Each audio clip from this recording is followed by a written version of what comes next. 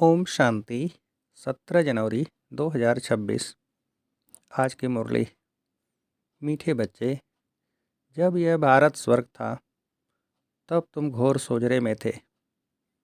अभी अंधियारा है, फिर सोजरे में चलो।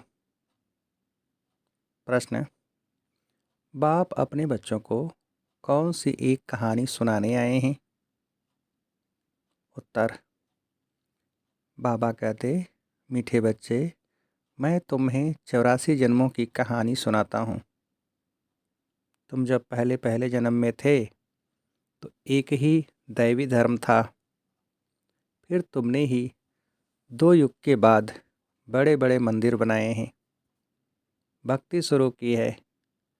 अभी तुम्हारा यह अंत के भी अंत का जन्म है। तुमने पुकारा, दुख हरता सुख करता आओ। अब मैं आया हूँ। गीत। आज अंधेरे में है इंसान। ओम शांति। तुम बच्चे जानते हो, अभी यह कलयुगी दुनिया है। सब अंधियारे में है। पहले सोजरे में थे, जबकि भारत स्वर्ग था। यही भारतवासी जो अभी अपने को हिंदू कहलाते हैं, यह असुल देवी देवताएं थे। भारत में स्वर्गवासी थे जब और कोई धर्म नहीं था। एक ही धर्म था, स्वर्ग, वैकुंठ, बहिष्ठ, हेवन। यह सब इस भारत के नाम थे। भारत पवित्र और प्राचीन धनवान था। अभी तो भारत कंगाल है, क्योंकि अभी कलयुग है। तुम जानते हो, हम अंधियारे में हैं। जब स्वर्ग में थे तो सोजरे में थे। स्वर्ग के राज राजेश्वर, राज राजेश्वरी श्री लक्ष्मी नारायण थे। उसको सुखधाम कहा जाता है। बाप से ही तुमको स्वर्ग का वर्षा लेना है, जिसको जीवन मुक्ति कहा जाता है। अभी तो सब जीवन बंध में हैं। खास भारत और आम दुनिया रावण की जेल में, शोक वाटिका में है। ऐसे नहीं, रावण सिर्फ लंका में था और राम भारत में था। उसने आकर सीता चुराई। यह तो सब हैं दंत कथाएं। गीता है मुख्य। सर्वशास्त्रमयी शिरोमणि श्रीमत अर्थात भगवान की सुनाई हुई। भारत में मनुष्य तो कोई की सदगति कर नहीं सकते।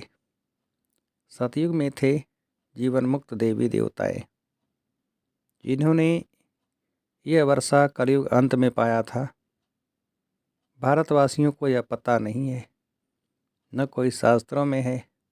शास्त्रों में है भक्ति मार्ग का ज्ञान। सदगति मार्ग का ज्ञान मनुष्य मात्र में बिल्कुल है नहीं। सब भक्ति सिखलाने वाले हैं। कहेंगे शास्त्र पढ़ो, दान पुण्य करो। यह भक्ति द्वापर से चली आती है। सतयुग और त्रेता में है ज्ञान की प्रारब्ध।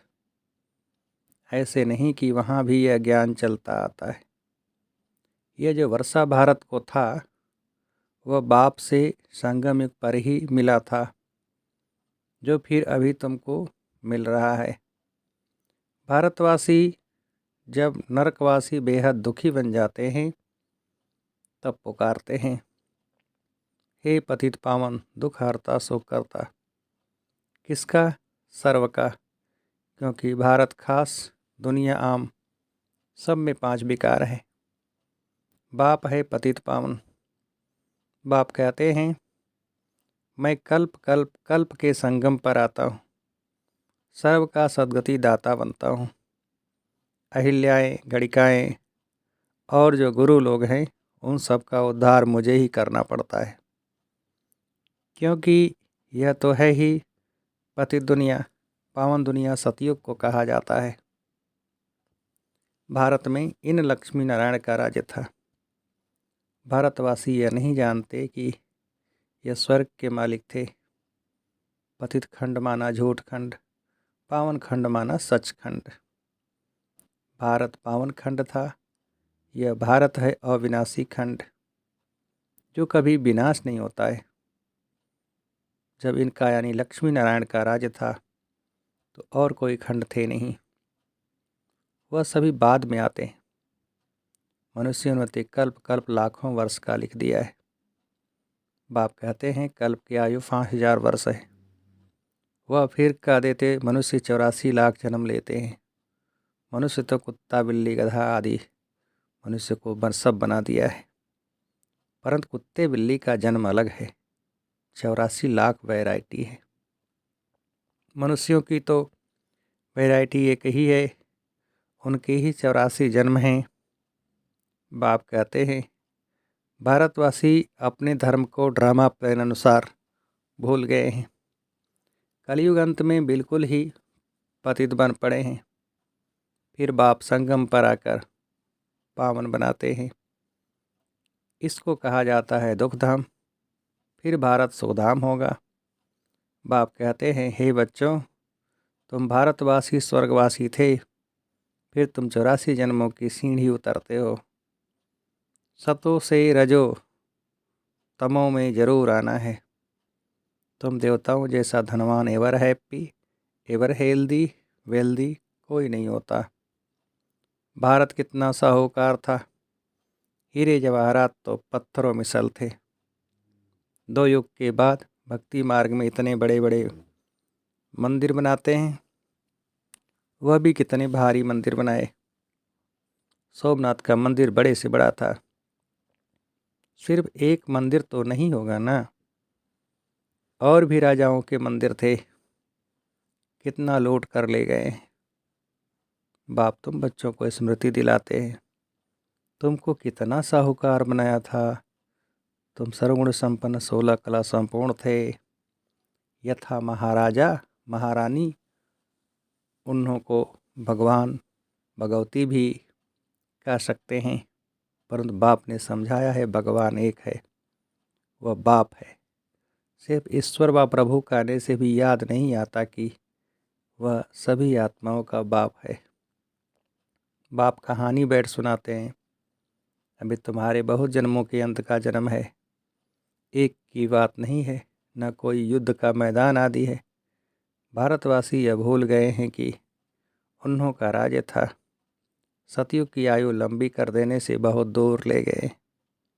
बाप आकर समझाते हैं मनुष्य को भगवान नहीं कर सकते। मनुष्य किसी की सद्गति नहीं कर सकते। कहावत है सर्व का सद्गति दाता। पतितों का पावन करता एक है। एक ही सच्चा बाबा है जो सचखंड की स्थापना करने वाला है। पूजा भी करते हैं, परंतु भक्ति मार्ग में तुम किसकी पूजा करते आए हो जिसकी एक की भी बायोग्राफी को नहीं जानते। इसलिए बाप समझाते हैं तुम शिव जयंती तो मनाते हो ना। बाप है नई दुनिया का रचयिता, हेवनली गॉड फादर, बेहद सुख देने वाला। सतयुग में बहुत सुख था। वह कैसे और किसने स्थापन किया, यह बाप ही बैठ समझाते हैं। स्वर्गवासी नरकवासी को आकर स्वर्गवासी बनाना या भ्रष्टाचारियों को श्रेष्ठाचारी देवता बनाना, यह तो बाप का ही काम है। बाप कहते हैं मैं तुम बच्चों को पावन बनाता हूँ। तुम स्वर्ग के मालिक बनते हो। तुमको पतित कौन बनाते हैं? यह रावण। मनुष्य क्या देते, दुख भी ईश्वर ही देते हैं। बाप कहते हैं मैं तो सभी को इतना सुख देता हूँ जो फिर आधा कल्प तुम बाप का सिमरण नहीं करेंगे। फिर जब रावण राज्य होता है तो सबकी पूजा करने लग पड़ते हैं। यह है तुम्हारा बहुत जन्मों के अंत का जन्म। कहते हैं बाबा कितने जन्म हमने लिए। बाबा कहते हैं मीठे मीठे भारतवासियों, हे आत्माओं, अब तुमको बेहद का वर्षा देता हूँ। बच्चे तुमने 84 जन्म लिए हैं। अभी तुम 21 जन्म के लिए बाप से वर्षा लेने आए हो। सभी तो इकट्ठे नहीं आएंगे। तुम ही सतयुग का सूर्यवंशी पद फिर से लेते हो, अर्थात सच्चे सत्य बाबा से, सत्य नारायण से सत्य नर से नारायण बनने का ज्ञान सुनते हो। यह है ज्ञान, वह है भक्ति। शास्त्र आदि सब हैं भक्ति मार्ग के लिए, वह ज्ञान मार्ग के नहीं है। यह है स्पिरिचुअल रूहानी नॉलेज। सुप्रीम रूह बैठ नॉलेज देते हैं। बच्चों को देही अभिमानी बनना पड़े, अपने को आत्मा निश्चय कर मामेकम याद करो। बाप समझाते हैं आत्मा में ही अच्छे व बुरे संस्कार होते हैं, जिस अनुसार ही मनुष्य को अच्छा व बुरा जन्म मिलता है। बाप बैठ समझाते हैं यह जो पावन था अंतिम जन्म में पतित है तत्त्वम। मुझ बाप को इस पुरानी रावण की दुनिया, पतित दुनिया में आना पड़ता है। आना भी उस तन में है जब फिर पिछले नंबर में जाना है। सूर्यवंशी ही पूरे 84 जन्म लेते हैं। यह है ब्रह्मा और ब्रह्मा वंशी ब्राह्मण।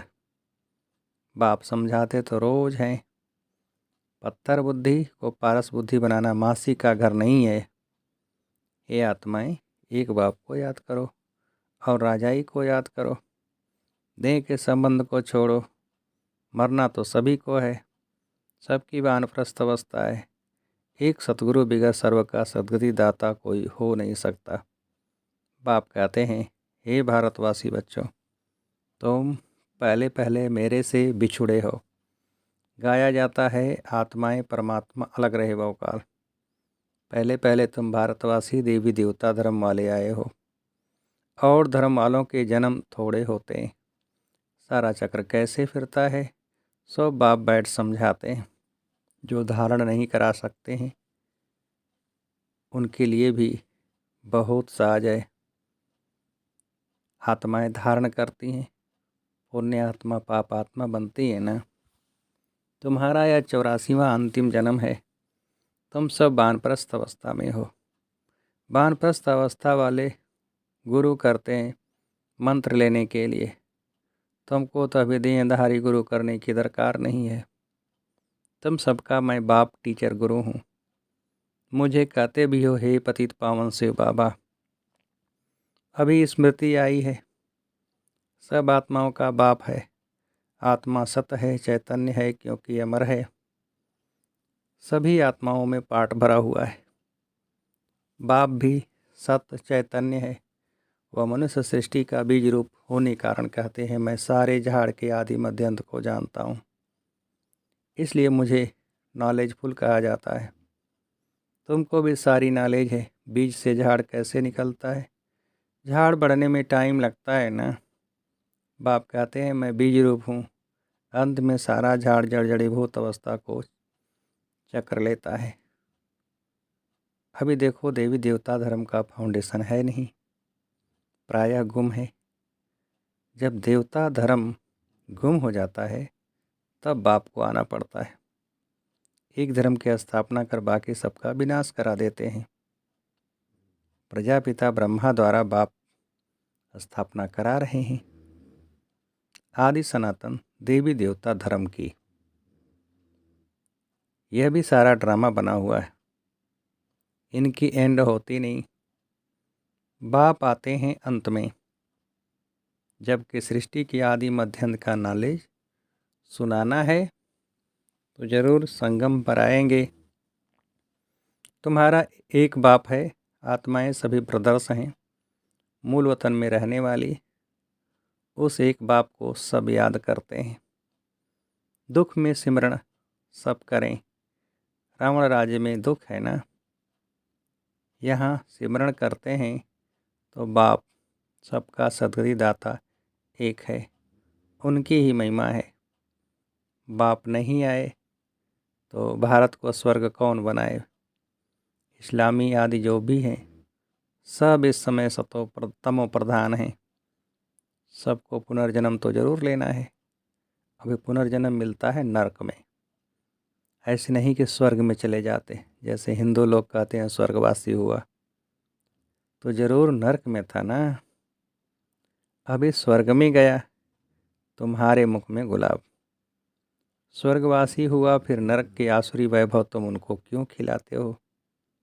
बंगाल में मछलियाँ आदि भी खिलाते हैं। अरे उनको इन सब खाने की दरकार ही क्या है। कहते हैं फलाना पार निर्वाण गया। बाप कहते यह सब हैं गपौड़े, वापस कोई भी जा नहीं सकते, जबकि पहले नंबर वालों को ही 84 जन्म लेने पड़ते हैं। बाप समझाते हैं इसमें कोई तकलीफ़ नहीं है, भक्ति मार्ग में कितनी तकलीफ़ है। राम राम जपते रोमांच खड़े हो जाते, वह सब है भक्ति मार्ग। यह सूर्य चांद भी तुम जानते हो कि रोशनी करने वाले हैं, यह कोई देवताएं थोड़े ही हैं। वास्तव में ज्ञान सूर्य, ज्ञान चंद्रमा और ज्ञान सितारे हैं। उन्हों की महिमा है। वह फिर कह देते सूर्य देवताए नमः, उनको देवता समझ पानी देते हैं। तो बाप समझाते हैं यह सब है भक्ति मार्ग, जो फिर भी होगा। पहले होती है अव्यभिचारी भक्ति एक शिव बाबा की, फिर देवताओं की, फिर उतरते उतरते भी तो देखो टिवाटे पर जहाँ 3 रास्ते मिलते हैं भी मिट्टी का दीवा जलाए, तेल आदि डाल उनकी भी पूजा करते हैं, तत्वों की भी पूजा करते हैं, मनुष्यों के भी चित्र बनाए पूजते हैं। अब इनसे प्राप्ति तो कुछ भी नहीं होती। इन बातों को तुम बच्चे ही समझते हो। अच्छा, मीठे मीठे सिकेल दे बच्चों प्रति माता पिता बाप दादा का याद प्यार और गुड मॉर्निंग। रूहानी बाप की रूहानी बच्चों को नमस्ते। हम रूहानी बच्चों की रूहानी बाप को नमस्ते। धारणा के लिए मुख्य सार। पहली पॉइंट, आत्मा से बुरे संस्कारों को निकालने के लिए देही अभिमानी रहने का अभ्यास करना है। ये अंतिम 84वां जन्म है, वानप्रस्थ अवस्था है, इसलिए पुण्य आत्मा बनने की मेहनत करनी है। दूसरी पॉइंट, देह के सब संबंधों को छोड़ एक बाप को और रजाई को याद करना है। बीज और झाड़ का ज्ञान सिमरण कर सदा हर्षित रहना है। वरदान, उपराम और एवर रेडी बन बुद्धि द्वारा अशरीरीपन का अभ्यास करने वाले सर्व कलाओं में संपन्न भव। विस्तार, जैसे सर्कस में कला दिखाने वाले कलाबाज का हर कर्म कला बन जाता है, वे कलाबाज शरीर के कोई भी अंग को जैसे चाहें, जहाँ चाहें, जितना समय चाहें मोल्ड कर सकते हैं। यही कला है। आप बच्चे बुद्धि को जब चाहो, जितना समय, जहाँ स्थित करने चाहो वहाँ स्थित कर लो। यही सबसे बड़ी कला है। इस एक कला से 16 कला संपन्न बन जाएंगे। इसके लिए ऐसे उपराम और एवर रेडी बनो जो आर्डर प्रमाण 1 सेकंड में अशरीरी बन जाओ। युद्ध में समय न जाए। स्लोगन, सरलता और सहनशीलता के गुण को धारण करने वाले ही सच्चे स्नेही और सहयोगी हैं। अव्यक्त सारे, इस अव्यक्त मास में बंधन मुक्त रह जीवन मुक्त स्थिति का अनुभव करो। जो परमात्मा ज्ञानी बच्चे हैं उन्हें ज्ञान का फल मुक्ति और जीव मुक्ति का वर्षा संगम पर ही प्राप्त होता है। ज्ञान अर्थात समझदार हर कर्म करते हुए सदा स्वयं को बंधन मुक्त, सर्व आकर्षणों से मुक्त बनाने की समझ रखता है। उनके हर संकल्प, बोल, कर्म, संबंध और संपर्क में मुक्ति जीवन मुक्ति की स्टेज रहती है, जिसको न्यारा और प्यारा कहते हैं। अच्छा, ओम शांति।